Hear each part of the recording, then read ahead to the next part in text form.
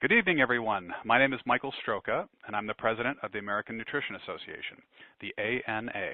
I'm here with Dr. Valencia Porter, Director of Integrative Medicine for the Chopra Center, and a member of the ANA's Professional Advisory Board. Good evening, Mike. It's a pleasure to be here, and we welcome our audience from around the world.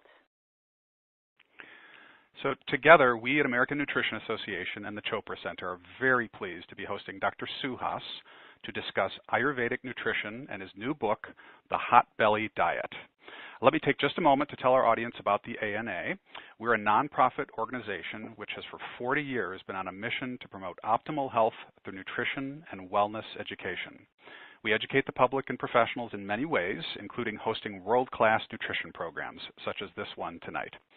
We encourage you to visit our website, theana.org, for an abundance of nutrition information and resources. Join the ANA as a member and help us continue to bring these nutrition luminaries to you. Mike, we would also like the audience to join us at the Chopra Center and Chopra Center University, where they will find a variety of programming as well. Yes, great. Please sign up for the Chopra Center and ANA newsletters as programs are added throughout the year. And now, we are honored to introduce Dr. Suhas. Dr. Suhas is a world-renowned Ayurvedic physician from a family of traditional Vedic healers in India. He holds a BA in Ayurvedic medicine and completed a 3-year residency as an MD, a doctorate in Ayurvedic internal medicine, at the prestigious Pune University in India. He has received numerous international awards in the Ayurvedic field.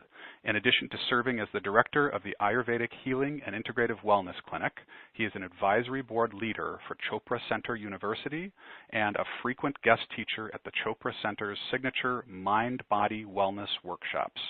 He was a featured presenter on the Dr. Oz Show and several other television and radio programs worldwide.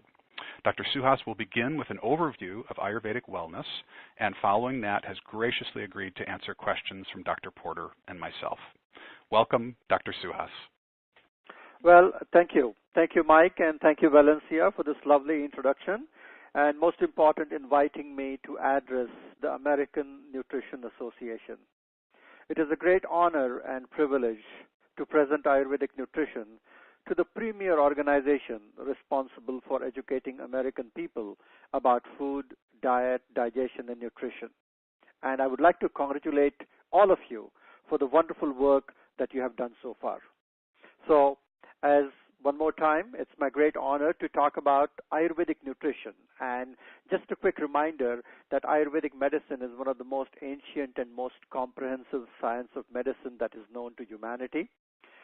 And the very basic principles of Ayurvedic medicine that we will be describing some simple foundational principles today, but more importantly, we'll be actually discussing about the premise of Hot Belly Diet, my recent book, and the epidemic of obesity, type 2 diabetes, metabolic syndrome, and how it relates to the core concept of Ayurvedic nutrition, understanding the very basics of diet, digestion, nutrition from the point of view of Agni, which is the metabolic principle, as well as the concept of Ama, which is the incomplete products of digestion. So we'll be talking more in details about that. But the first and foremost, in Western medicine, we know a great deal more about the causes of disease than we do about the cause of health. So I think it's very important that we need to go back to the same old discussion. And we are seeing some of these trends happening even in modern medicine. About a decade ago, it was all about finding a cure, finding how to address a disease, and we have shifted the focus to positive health, understanding what are the basic tenets of living well and be healthy.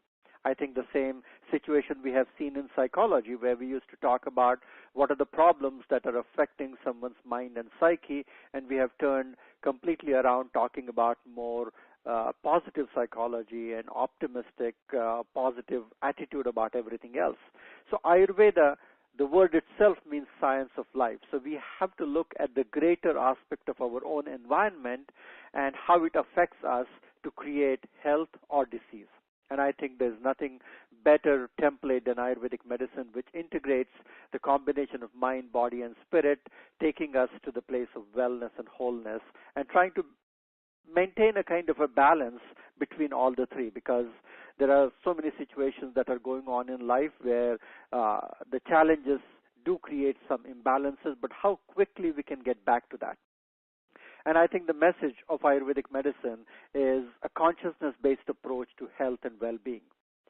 Whether we talk about being self-referral, being mindful about all the choices that we make and what it does to our physical health and well-being. That's exactly the premise of Ayurveda is all about. It is a science of life, and it truly believes that health is a byproduct of enlightenment. So anyone who is mindful and careful about everything, what they do, how they think, how they behave, how they make choices, and being self-referral allows them to maintain their own state of health and well-being. Even though it's a very ancient science, many of these things talk about in the classical Sanskrit language, Ayurveda simply uses a very different terminology to express some of the most advanced ideas of molecular biology and quantum physics. And when we talk about diet especially, our human body is a dynamic field of energy. It is constantly participating in exchange with the larger field of energy that surrounds it. It comprises of the rest of the universe.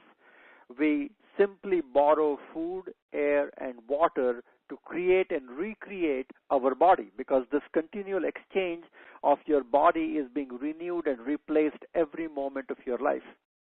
And the most important principle of Ayurveda is that our physiology is very smart and inherently very intelligent. And the many physiological functions guiding the replacement of the cells, molecule, digestive function, elimination, respiration, everything, even at an atomic level, everything depends upon this inherent intelligence that inhabits the human body. So once we believe and understand that consciousness is the organizing essence of the universe and simultaneously transcends and creates the world we perceive, what remains is very simple, that how can we lead our life more mindfully and make the right kind of choices in terms of diet, digestion, and nutrition. Because the new paradigm which is evolving is a paradigm of lifestyle medicine. And Ayurveda is nothing but the true and the original lifestyle medicine. And even now with modern day research, we all know that it's an area of preventive medicine which shows that about 80% of all chronic diseases like heart disease can be prevented and even reversed by simple changes in diet, exercise, and stress management. So if at all, prevention and even therapeutic management is about 80% more effective with the proper diet, exercise, and stress management. What is the exact impact on the body? Because when we really talk about personalized medicine, it's an area of medicine which actually identifies the genetic and metabolic differences between individuals and then prescribe or come up with a drug or a treatment plan or multimodality treatment based upon those differences. So one size fits all was an old school thought. So we need to really identify who we are and how we need to lead our life in accordance with exactly how we turn on certain genes and turn off certain genes. And I think Ayurveda and everything Ayurveda has talked about, the mind-body types, in about personalization of different rituals and management of your own health and well-being from your body type point of view, I think becomes even more relevant in the modern day. Even the science of nutrigenomics studies how food or nutrient can influence the expression of genes in the body. And it's an interesting science where when you talk about different body types and what they eat and how their genes get activated because of the food that they eat, also about emotions and every experience that goes through into their system. So I think this is all very synergistic to this very ancient Ayurvedic concept of consciousness-based living and understanding who you are. Because the difference between health and disease totally lies into your physiological and biochemical transformation in the body, your environment, and the way you live, your lifestyle. About 70 to 80% of all chronic diseases depend upon the way you live. And only 10% is maybe about your genetics. So I think the very pertinent message of science of life is all about lifestyle, is all about reprogramming and recorrecting the way you choose your food, and the way you live your life is very important. The reason why I wrote Hot Belly Diet, because every time I used to see some of the clients in my own practice, I used to see that this is an absolute connection where obesity and pre-diabetic tendency and sluggish digestive fire like metabolic syndrome is the main cause of the onslaught of chronic diseases what they have. And it's very scary. I don't want to go into great details about what are the statistics. About 33% of people in our country are obese. 67% are overweight, and especially in African American and Hispanic American, these rates are significantly higher. 30% of U.S. kids are overweight. And the recent headline says that this is the first time in last 10 years that these rates have come down, and thanks to wonderful work the American Nutrition Association is doing to bring awareness to people how to eat the right kind of food. I think one of the biggest challenges, only 3 in 10 adults get any physical exercise. And I think sedentary habits is worse than obesity and smoking put together. So the diabetes that we talk about, overweight people which are more prone to have stroke, cancers, heart diseases, all of those things. So I think the reason for Hot Belly Diet is to really go back and understand the core Ayurvedic principle that it has talked about for thousands of years, that if you have a good state of Agni, which is your ability to convert, digest, and metabolize food properly, and you don't create something what we call it as ama, which is residual impurities of digestion, and keep the channels and energetic pathways free and open and flowing, then the body is able to feel vibrant, energetic, and healthy. Because it is almost very clear that when you look at someone and you look at their midsection spread, then without even looking at any blood work or any report, you can very safely assume that these people who are having an abdominal adiposity or some specific love handles in the middle of their belly is proneness or tendency towards cardiovascular disease, cancer, diabetes, sleep apnea, inflammatory arthritis, chronic GI diseases, especially intolerance to a variety of different foods, asthma, low back pain, infertility, erectile dysfunctions, all of those things. And one of the most common symptoms I used to feel in my client is that they used to complain was chronic gassy and bloated sensation. And this was all coming from a sluggish digestive fire. And so that's the premise of writing Hot Belly Diet, but more importantly, actually making feel comfortable to understand who they are, because their ideal weight depends upon your predominant somatotype or dosha, what we call it. Because from an Ayurvedic point of view, there are 3 body types or body constitution or prakritis, what we call it. Vata is a combination of air and space. Pitta is a combination of fire and water. And Kapha is a combination of water and earth. And even from a modern perspective, we understand different body types, which are often called as ectomorph, mesomorph, and endomorph. Ectomorph are people who are lean and thin. Mesomorph are the one which are mid-sized, muscular, and the endomorph are the one with bigger bones and bigger structures in their body and a little bit more hefty. So Vata, or the Vata body constitution, is similar to that of ectomorph. Pitta constitution is more similar to that of mesomorph, and Kapha body constitution is more similar to that of endomorph.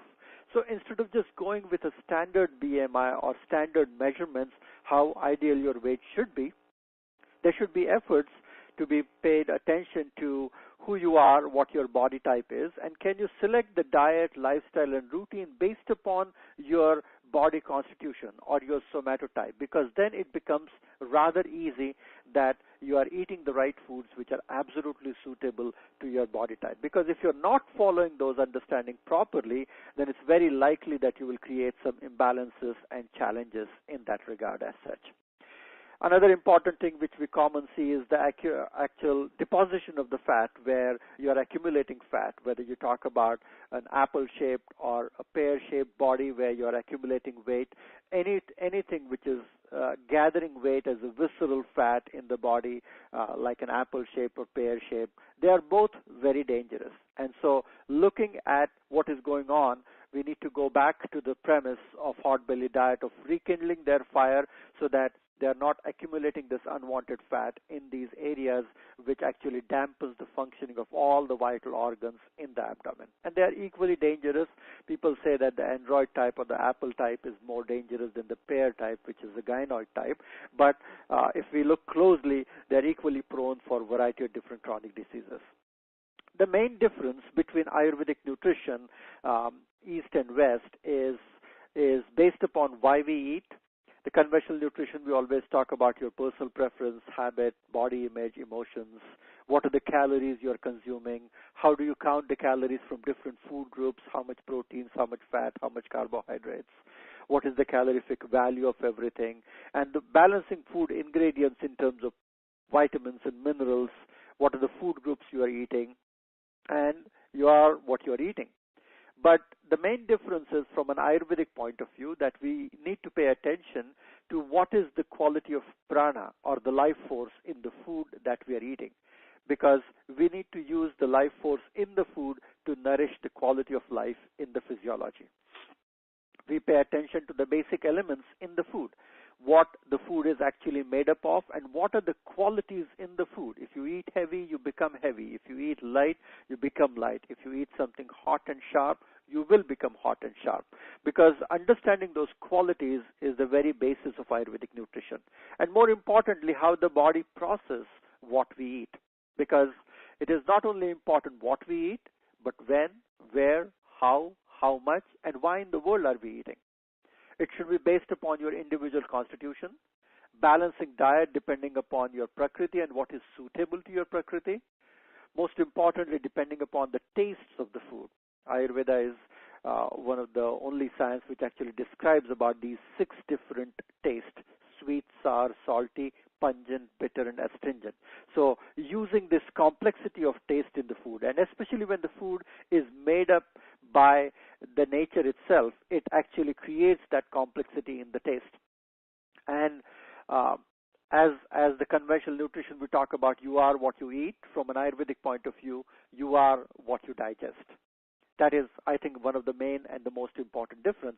And there's a very interesting quality that I would like to highlight here is from an Ayurvedic point of view, we define diet as you take in from any field of perception, from any mode of intellect, that is diet. So what it simply means is that it's not only the food what is in your plate. It's not what you eat. It's what you see, what you touch, what you smell, what you hear, what you sense, what you ingest. Everything becomes food because your body is constantly created by these experiences that you are exposed to.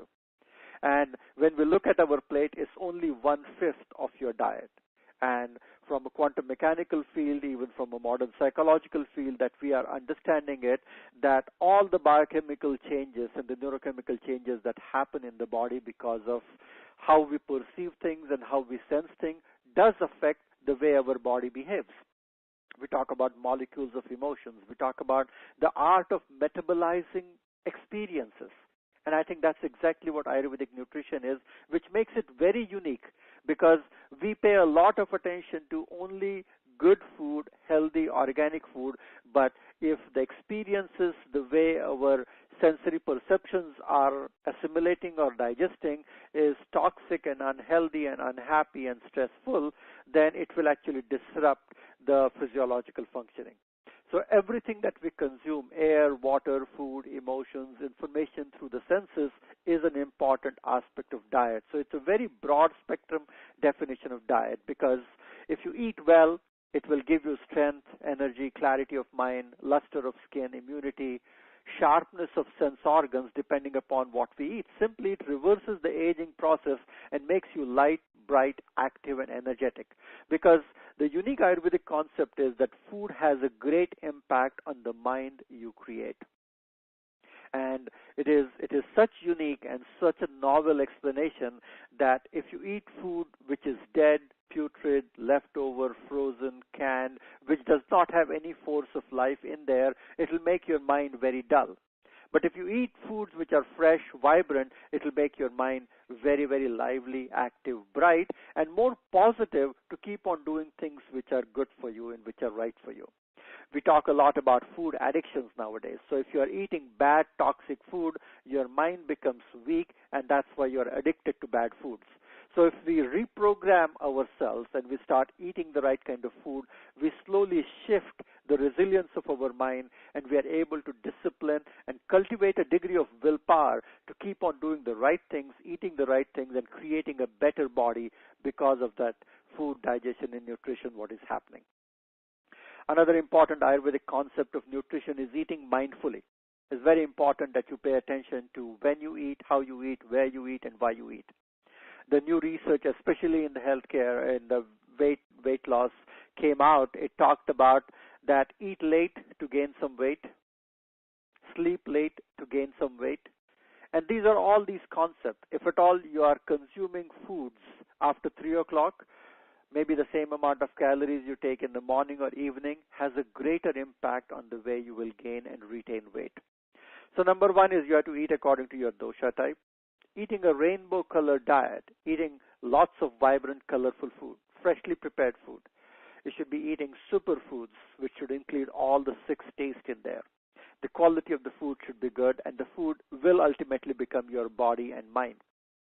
There are subtle variations that we often do in terms of balancing Vata, Pitta, and Kapha, because even all these 3 body constitutions will gain weight in their own way, but if they select the right kind of food, then they will prevent the onslaught of chronic diseases that they are more likely to have. So for a Vata person, we actually give them more quality, nourishing foods, the right kind of healthy fats, foods which are a little bit unctuous or warming, mostly cooked foods.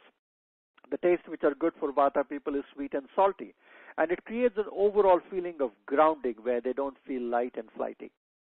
Pitta people, who are a little bit hot and sharp and a bit angry and irritable, should favor for cooling food. So the whole anti-inflammatory diet is more suitable to Pitta people. Eating more greens, slightly oily food, less spicy, more juicy, more crunchy, having taste which is more bitter and astringent in their diet, and slightly heavier food because they do have a sharp digestive fire and they can handle foods. So if Pitta people eat impure food, their toxicity levels goes very high. They need to be eating more pure foods. Kapha people, on the other hand, these are the people who are very sensitive to carbohydrates. They are the ones who should be actually eating a low-carb kind of a diet, which should be mostly cleansing, less grains, eating foods which are dry, hot, and spicy. Pungent and bitter taste are the ones that they should be eating more, and they should be eating foods which are more light in nature. So if at all we really understand based upon our body type, we can actually simplify the clutter and prevent the chronic diseases that each one of them can create. And once you start balancing, your body and mind feel very, very light and active and energetic. But even though we are talking about balancing body types, we should be favoring food which are superfoods, which are made in nature, made by nature. They should be power-packed with nutrients, fiber, antioxidant, very high in ORAC value, greater bioavailability. They should be recyclable. The body should know exactly how to get rid of some of those things. Intelligent foods, organic, non-GMO, seasonal variation for seasonal needs, eating foods which are in season. Foods, when they are power-packed, they are abundant in vitamins, minerals, bioflavonoids, fiber, protein, and fat, because these foods are lively, vibrant, prana, filled with mana or chi, as we would like to call it. So if you're eating the right food suitable to your body type, I think that's one of the most important concepts. When I wrote this book, Hot Belly Diet, one of the things which I came up with a very simple 4 or 5 step plan. The first part was I encourage people to avoid eating in between the meals, to exercise intermittent fasting where you can have your breakfast, you can have your lunch, and you can have your dinner, but no snacking in between the meals. You should be drinking good quality waters in between those things. I like to call them as holy waters versus unholy waters. So if you're drinking plain neutral pH water, not ice water, but regular temperature water, if you're drinking hot water with a slice of lemon and ginger, if you're drinking some herbal teas, these are all holy waters. Unholy waters are sugary drinks and sodas and caffeinated beverages, and even though these are water, but they will create more dehydration and more cellular confusion. So you need to select holy waters over the unholy waters, especially sipping warm water throughout the day is one of the best things that you can do on this program. Making lunch as the main meal of the day, because we want to synchronize ourselves with the rhythms of nature. When the sun is waking up in the morning, it's very tender sunlight, so the breakfast should be lighter and easier to digest. When sun is prominent in the middle of the sky, lunch has to be the main meal of the day, and when it's setting in the evening, the sunlight is not so strong and weak, and it's fading away, so your dinner again has to be lighter and well before 6 o'clock in the evening. So we want to focus on getting rid of Ama, and I'm going to discuss a little bit more about what exactly Ama and Agni is all about. But the key premise of this book is all about mindfulness and enjoying a state of hunger in between the meals, paying attention to exercise, improving fire, increasing circulation, cultivating a positive mindset, and cultivating an art of metabolizing experience, so that you are looking around, because fasting in all ancient cultures, they have used one of the best way to cultivate a spiritual discipline. And I think this is also one of the things which I wanted to bring it out, because the ability to transform, Agni is the Sanskrit word which simply means digestive fire, but it also means your ability to transform.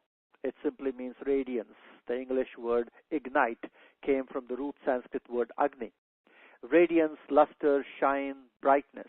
It's also the light of knowledge which dispels ignorance. So the bad eating habits and certain things which are our own cobwebs that are blocking us from doing the right kind of things. So we are slowly baking, cooking, transforming ourselves.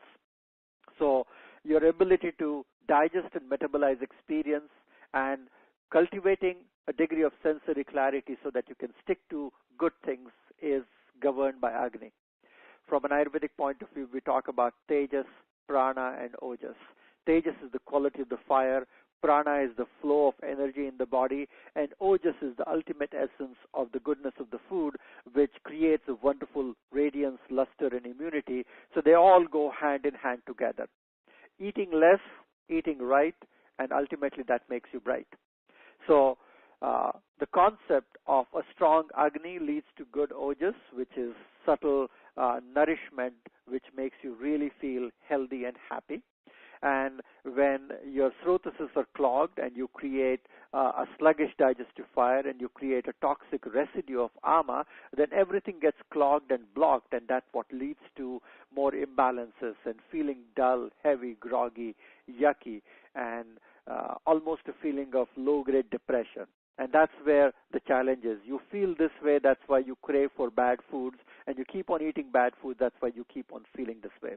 So one of the most important concepts that I discussed in the book was the ancient Ayurvedic correlation of Pranavata with Apanavata connection. So from a modern medicine point of view, we have understood the enteric nervous system, because there's an interconnecting network of nerve fibers and neurochemicals in your GI tract that is in continuous communication with the brain, because your gut and your brain are in continuous communication. About 80% of the neurotransmitters, like body's serotonin, is made in the gut. There's a two-way communication.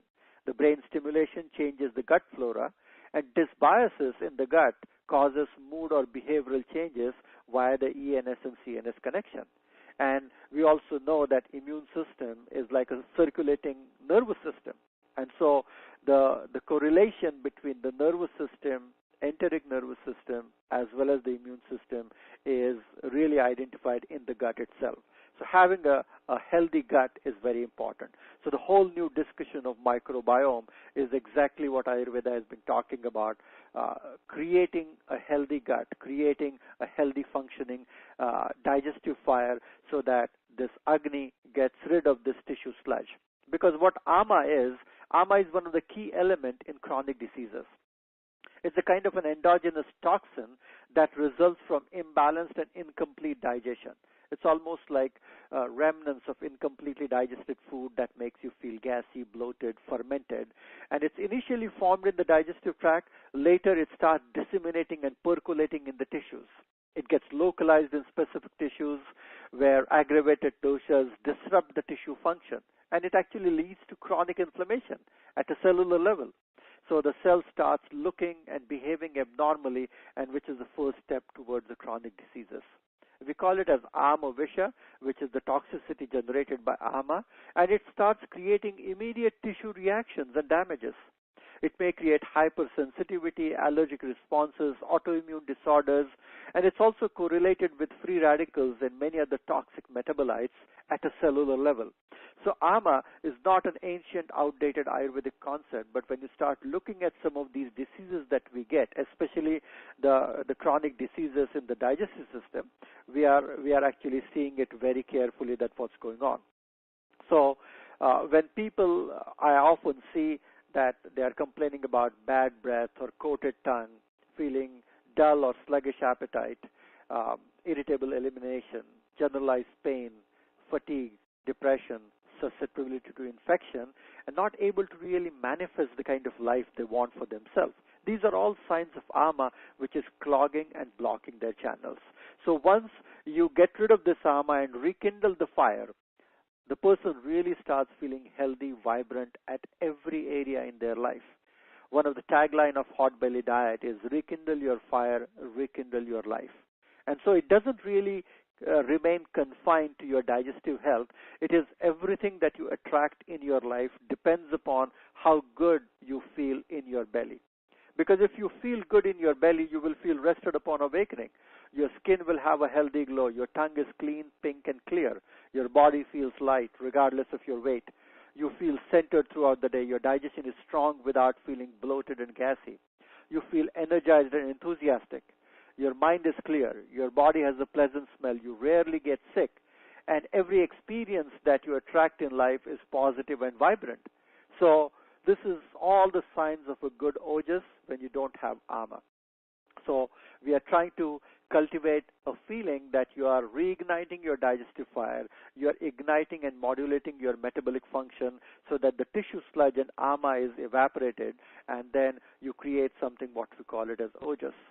So one of the things that we talked about, and I have thousands of people who have followed this Hot Belly Diet program, and not only they have lost weight, but they're feeling wonderful in so many areas. They have a natural desire to start eating right foods.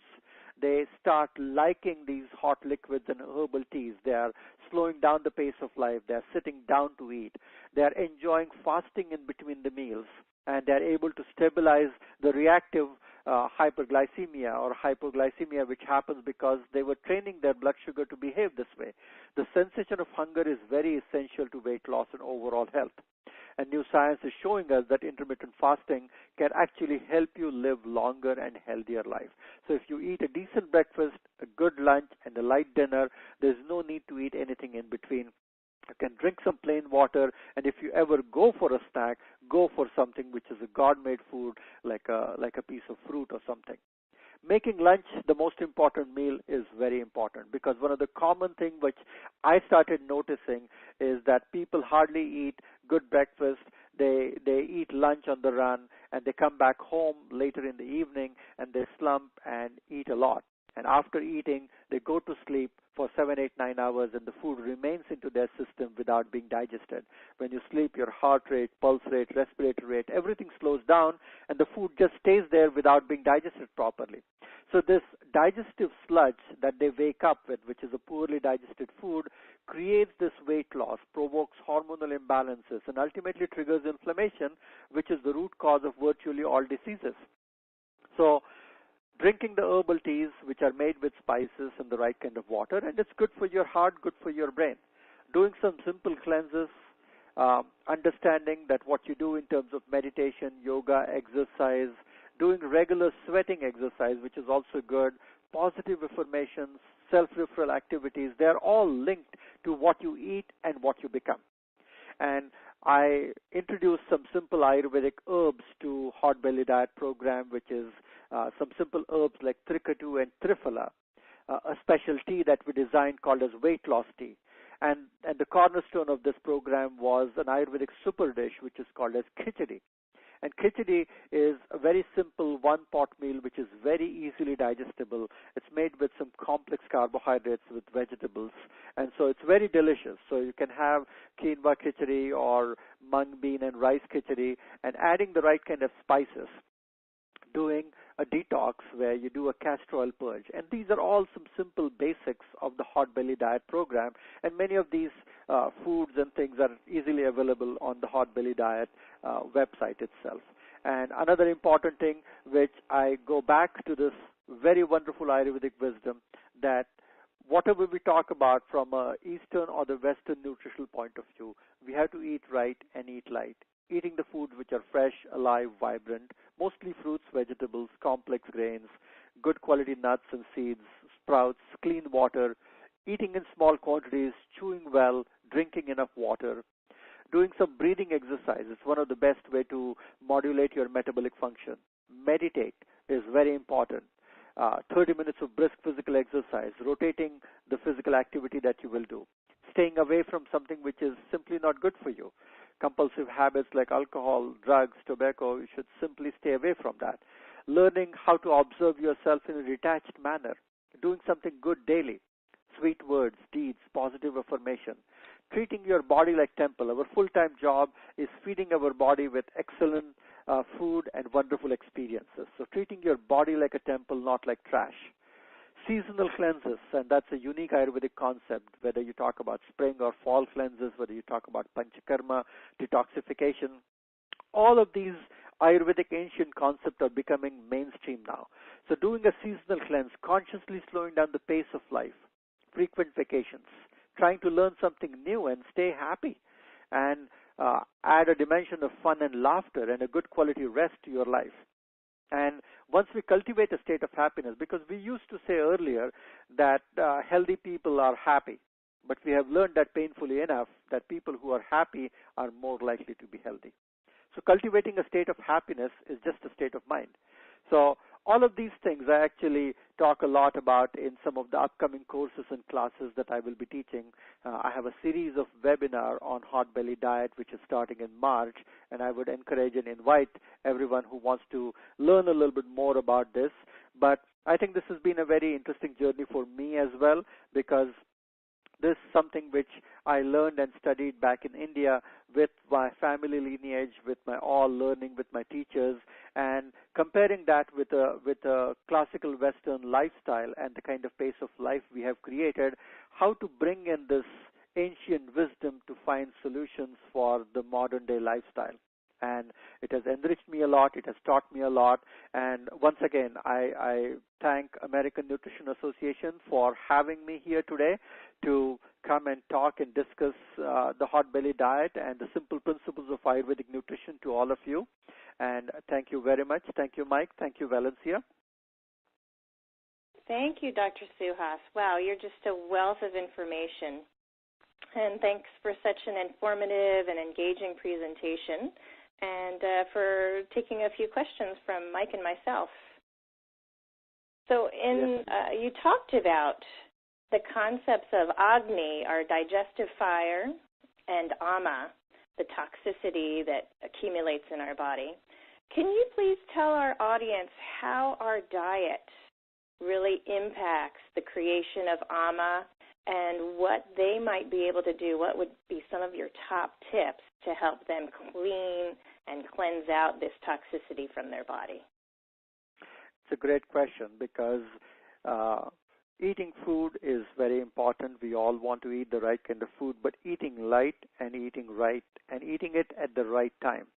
So as I said earlier, that you have to first of all go with the clean foods. That's number one. And making sure that you are hungry enough to eat those foods so that you can digest and metabolize those foods properly. So some of the simple tips that I often share: not to have Ama, apart from eating clean foods, again, eating less. That's the most important thing. You need to leave the table feeling that you can eat a little bit more. And that gentle degree of lightness actually cultivates and keep the fire burning. So try to avoid eating in between the meals. Sipping warm liquids, that's also very important. Always sit down to eat, and chew well, because chewing actually reduces the need to eat more. And avoid any passive entertainment while you are eating. Making lunch the most important meal of the day. Adding the right kind of spices, because spices are real intelligent herbs which kindle the fire in the food itself. They improve the enzymatic and the digestive pathways for us to extract the information from the food easily. You should not make it overly spicy and hot, but the right kind of spices would actually improve the metabolic function. Again, eating the foods which are clean and pure is very important. Respecting the 24-hour solar day, blessing your food, closing your eyes before you start eating, and making sure that you are able to take a short walk after breakfast, lunch, and dinner. Even if it's for about 5 minutes, keeping the things moving will actually help you get rid of this ama more easily. And there are more greater techniques that you can do in terms of extended amount of fasting, having the right kind of spices, intelligent supplements like Trikatu is an excellent supplement for reducing ama as such, and more importantly, doing seasonal cleanses prevent the buildup of ama in your system. Great, wonderful. I have to say my clients are always amazed at the impacts of just sipping warm or hot water throughout the day. So yes, I agree. These are fantastic tips. So Dr. Suhas, so dosha is a pretty new concept for a lot of Westerners, obviously, but body type is not, and so I found it very interesting that you made the comparison between dosha and body type. And I think that seems maybe very intuitive to Westerners that different body types should eat differently, and yet you don't see that type of information out there very commonly in the field of nutrition as it relates to how diet should be varied according to body type. So can you sort of follow up on that intuition that we all may have? Why is it that a different body type requires a different type of food, and how important is it that we adhere to that? Well, I think it's very important to actually understand who we are and the parents that we were born of, because they are the one who actually give us the body type. But more importantly, that there's a different functioning, there's different ability to actually behave differently. Like we see Vata people who are a little bit tall and thin and lightweight and anxious, have dry skin, a little bit weak and poor appetite, light sleeper, constipated. Irregular in their digestive function, elimination function, everything like that. They are a little bit creative, bony, and wavering. So these kind of people, they can't eat a whole lot of food at once. So they need to learn that they have to graze in small amount of food. They have to eat clean and pure food. They have to eat food which is warm and cooked. That is very important, more so than following any diet. If these people gain even a little bit of weight, that really makes them feel very, very heavy and unhappy, because they will get challenges because of even a few pounds extra more strongly. Pitta people who are medium built, reddish, hot, freckles, oily, sharp appetite, they are having a very sharp appetite. So I call them hangry and angry at the same time.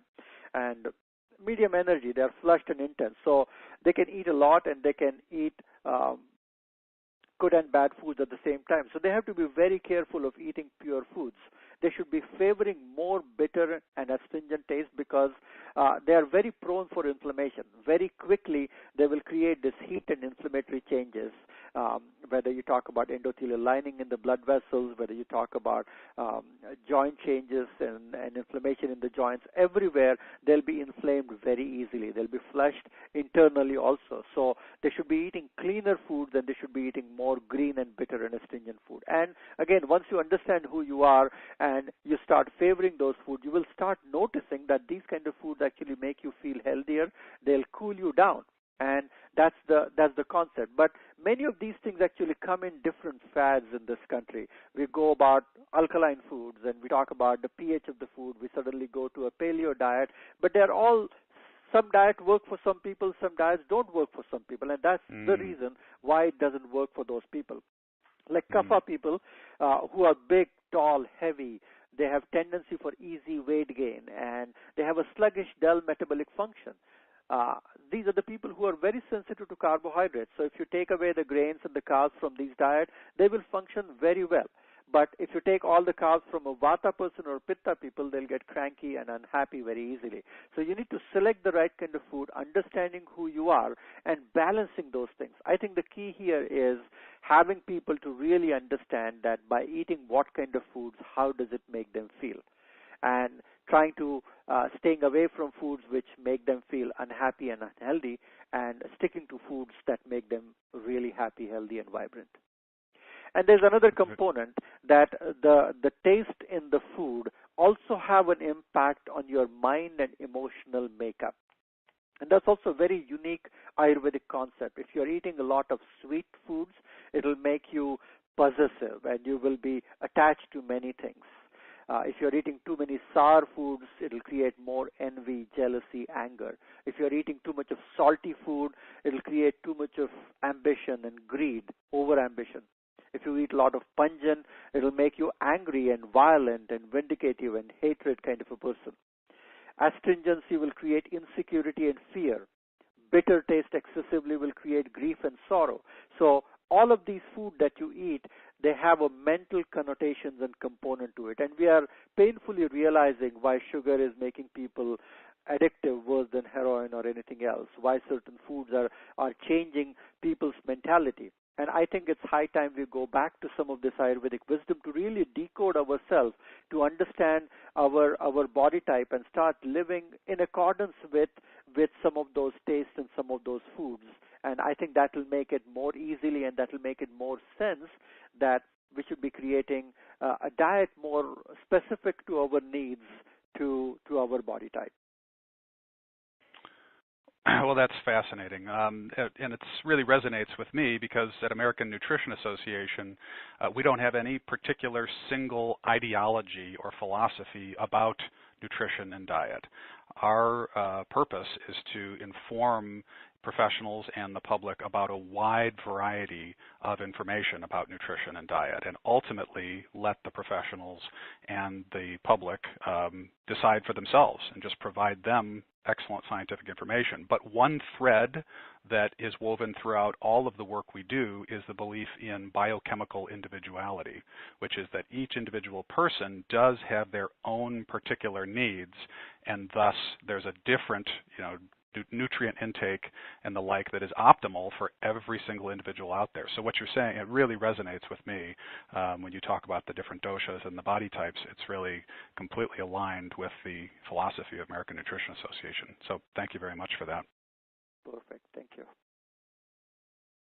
Dr. Suhas, I wanted to also ask you, with your clients, you take in so much information, and I know you're very much aware of many of the other diet approaches and the current science that's coming up. But what would be some of the main differences in your Ayurvedic approach to nutrition versus a conventional nutritional consultation? What would a client expect if they came to see you? Well, that's an excellent question because very commonly I see people who are sometimes confused with how much protein they should be eating or how much certain food categories that they want to survive or to sustain. And I think it takes a little bit of effort for them to look at everything what they eat for breakfast, lunch, and dinner and ask the questions that how do they feel after eating certain foods. So when we reintroduce certain foods into their diet and give them some Ayurvedic tips to add in terms of breakfast, lunch, and dinner, we actually encourage them to ask and tap into the impact of this food onto their diet, where they are sitting down to it, they are chewing their food, they are mindfully selecting their food, they are going out and choosing the right kind of food. But more importantly, the whole discussion goes towards where do they eat, how do they eat, where does the food exactly come into their plate, and where the food is exactly coming from. So once we start connecting those dots, they start really understanding that they are eating 4 times a week, even healthier places and better restaurants, but it's outside. They end up in eating a little bit more than what they want. They end up in eating at a wrong time when they should be eating at that time itself. And so many of these dietary things actually depends more so than what they are eating in about their whole ritual of eating together at that time. More importantly, their awareness to buying the right kind of foods, preparing their own meals, and engaging themselves to actually do some simple meals and recipes and cooking as well. Because when we gave them a diet of khichdi, it took some creativity for them to start preparing those food. So in simple, I actually tell them that you are a pitta type of a person, and for you to eat something very strong Mexican food 3 times a week is something which is creating this inflammation, which is making you so unhappy, which is creating some of these challenges which you have currently in your physical health. So when we start cleaning them, the purpose is not only giving them a sheet to help them understand that this is what you need to follow, but helping them understand by doing this how good you feel, and slowly changing their mindset to keep on doing things which are good for them. Because the challenge, what I feel commonly in my practice is, we use this Sanskrit term, one is called as prayas, which is liked by them and their tongue and their senses, and the other is shreyas, which is really good for them and their body feels good on those things. How they can move from what their tongue and what their senses like to something what is good for them, and slowly start liking foods which are good for them. So you start liking your kale, you start liking your bitter vegetables, you start liking eating light in the evening. So some of those things is a work in progress. So it becomes like a team player. So you give them the information, you encourage them and motivate them to add these changes, and whether it's themselves, their spouses, their children, all of them, it becomes a collective team. And I have hundreds of clients of that kind. They feel absolutely synergized and happy as if they have learned a new way of eating, and they have started shopping better. They are starting selecting the foods which is more suitable. And even though there are different body types within a household, they all slowly start understanding which are the right kind of foods for them to eat more often. Great. So it's not just what you're giving them, that it's a diet off the shelf, but really cultivating their self-awareness to identify what is good for them. That's correct. And whatever I'm doing with hot belly diet is almost like an aam pachana diet. It's for the 30 days where you get rid of the tissue sludge and you rekindle the fire. And once the rekindling of the fire is happening, the ama is gone, then you go back to their dosha-specific eating food. So this is what you should be eating more, this is what you should be eating less. Great. Beautiful. Excellent. Well, we've got time for one last brief question. And so for those in our audience who like to boil it down to, a core principle that they can take away, what's the single most important factor, Dr. Suhas, for our audience members to consider in trying to improve their health through Ayurvedic principles? Well, I think the most important thing, Mike, is being mindful, being aware. Because our full-time job is to take care of our body. Everything else falls around it. So if we are nourishing our body with clean, pure food and experiences, and we are mindful of what we are eating and how we are eating and when we are eating, that makes the biggest difference. That is the single biggest motivating factor. And I have seen those people who meditate regularly actually are much more in tune with their body and their choices that they make. There was an interesting study came out not long ago where they compared people who went to gym 7 days a week and did 30-40 minutes of exercise compared with people who went and did yoga only twice a week. So those people who did yoga only twice a week actually shopped in the right place, went to bed at a proper time, ate the right kind of food.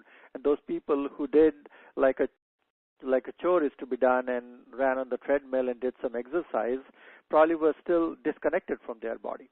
So I think reestablishing connection with your own inner self, self-referral, mindful, being aware of who you are and how you are going to reshape your body to feel at its optimum, vibrant, energetic level, I think that is the key.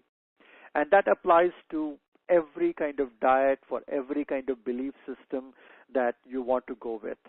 Ultimately, we are human beings, and we need to tap into our own divine nature to create this visualization, to create this biofeedback, to create this meditative experiences of cultivating appreciation and gratefulness, and creating some degree of that. We have the food to nourish ourselves.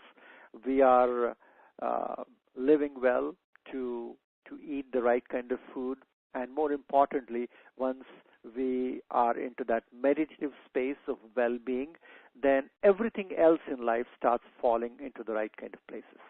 So the total experience of life depends upon how mindful, how self-referral, and how aware you are with your own self. Beautifully said.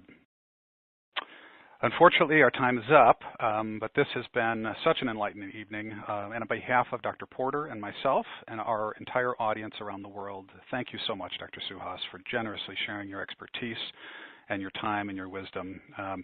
I encourage our audience to purchase Dr. Suhas's book at thehotbellydiet.com, Amazon.com, or other retailers. Thank you, Dr. Porter, for joining us, and we look forward to future joint American Nutrition Association and Chopra Center events. So good night to everyone in our audience, and best of health to you all.